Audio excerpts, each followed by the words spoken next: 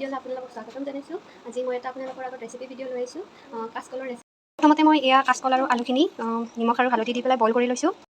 ইয়াতে অকণমান আদা নহৰু পেষ্ট দিম, অলপ হালধি গুড়ি, জিৰা গুড়ি, অকণমান জলকীয়া গুড়ি, ডাঙৰ চামুচ এখনৰ জোখেৰে বেচন আৰু আধা চামুচ দি দিছোঁ বেকিং পাউডাৰ, সোৱাদ অনুসৰি নিমখ।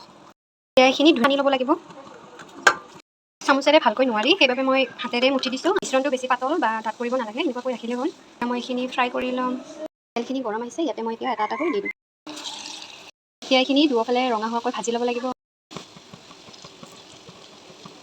দুয়োফালে এনেকৈ ভাজি ল'লে হ'ল। এইখিনি হৈ গ'ল। এতিয়া মই ইয়াতে আঞ্জা বনাম। ইয়াতে পিঁয়াজ আৰু তেজপাত দিম।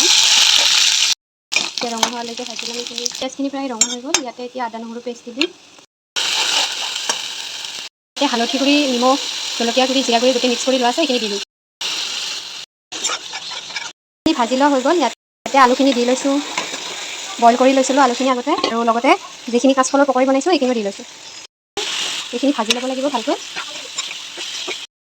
ইয়াতে পানী এড কৰিলোঁ। এতিয়া 10-15 মিনিটমান উতলিব দিম, তাৰপাছত আমাৰ আঞ্জাখন ৰেডি হৈ যাব।